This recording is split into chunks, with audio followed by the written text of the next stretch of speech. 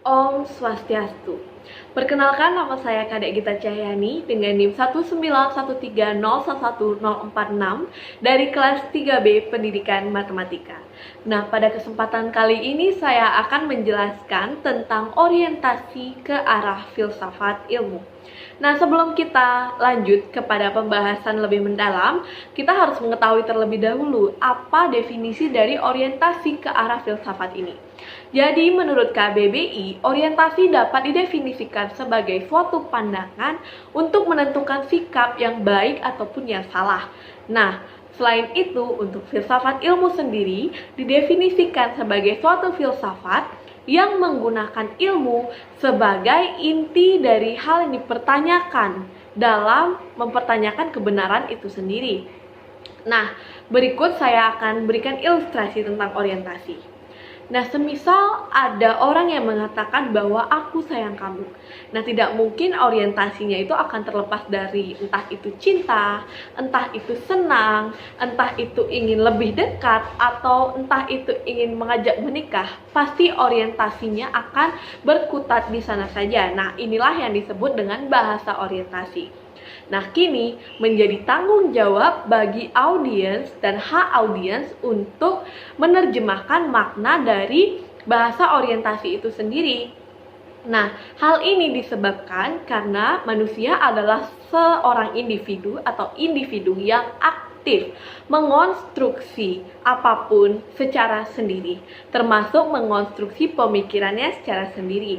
Nah, dalam filsafat, seringkali kita melihat bahwa menggunakan buku yang berbeda akan mendatangkan perspektif yang berbeda. Nah, mengapa hal itu bisa terjadi? Jadi hal itu dijawab oleh salah satu ahli biologi, yaitu Jean Piaget dan juga H. Maturana.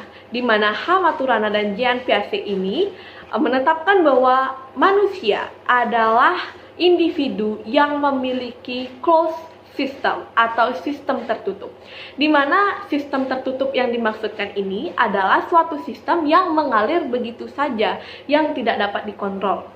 Nah, apa saja sistem tertutup yang ada dalam diri manusia? Nah, itu seperti sistem pernafasan, entah itu sistem pencernaan, entah itu sistem ekskresi, atau juga sistem koordinasi yang akan mengalir begitu saja dan tidak bisa diatur oleh manusia itu sendiri, karena inilah yang disebutkan sebagai closed system atau sistem tertutup. Termasuk sistem koordinasi atau otak kita adalah closed system.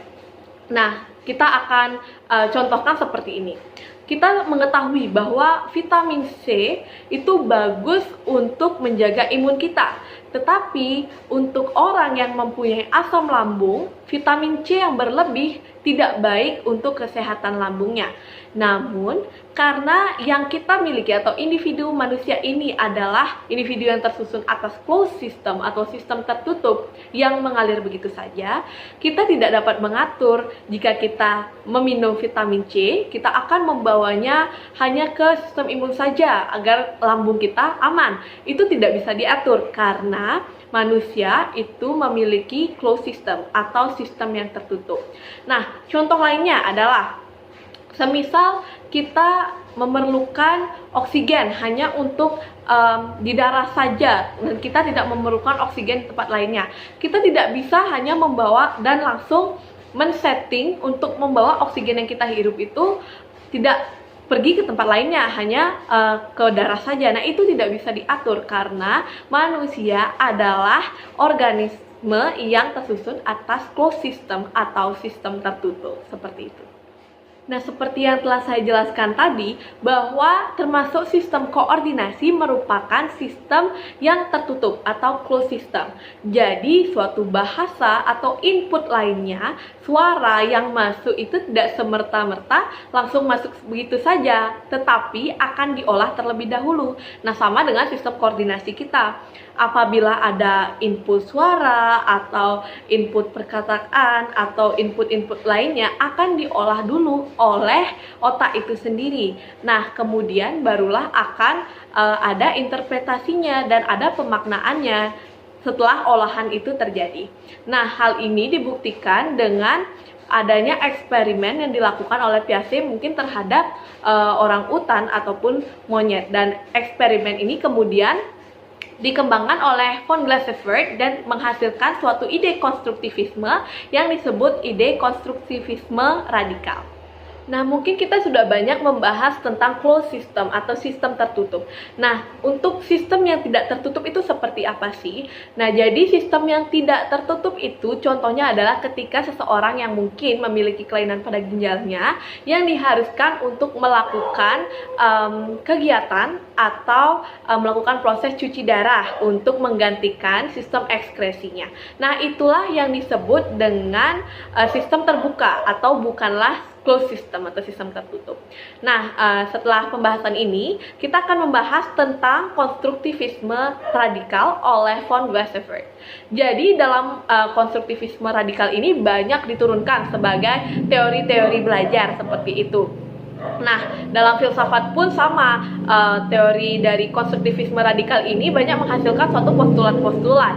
Nah, kemudian apa sih yang diatur dalam teori konstruktivisme radikal ini? Jadi, konstruktivisme radikal ini yang pertama adalah mengenai manusia sebagai seorang individu. Nah, dalam konstruktivisme radikal, manusia dipandang sebagai subjek yang aktif, bukan sebagai objek. Nah, maka dari itu, sudah seharusnya manusia yang mengatur lingkungannya, bukan malah lingkungannya yang mengatur manusia. Dan pada hakikatnya, manusia itu telah saya katakan tadi bahwa manusia itu yang mengatur lingkungannya. Jadi, apapun hal yang kita lakukan, jangan sampai kita diatur oleh orang lain. Semisal, kita memutuskan untuk bersekolah di suatu jurusan, di suatu universitas.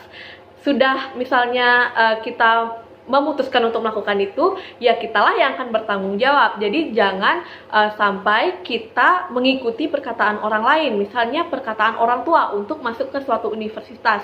Nah, kita hanya mengikutinya saja.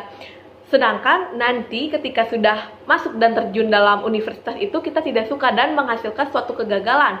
Nah, di sana kita malah akan mencari kambing hitam atau orang untuk disalahkan. Nah, itu tentunya tidak baik. Nah, maka dari itu kita sebagai individu, sebagai subjek, jangan sampai diatur oleh lingkungan kita. Seperti itu maksud dari inti dari konstruktivisme radikal ini, yaitu individu atau manusia sebagai subjek, bukan sebagai objek.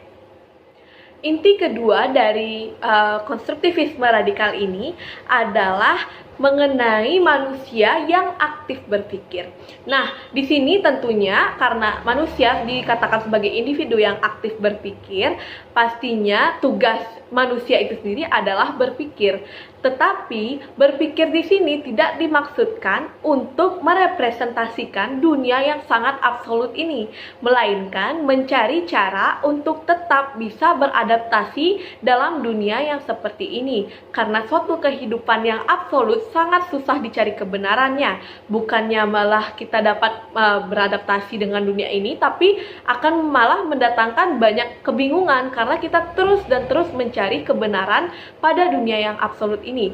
Jadi sebagai manusia yang aktif berpikir, ada baiknya kita akan dan hanya fokus saja pada diri kita untuk dapat beradaptasi, karena suatu kehidupan dapat berlanjut akibat manusia yang fit atau cocok dalam lingkungannya, seperti itu.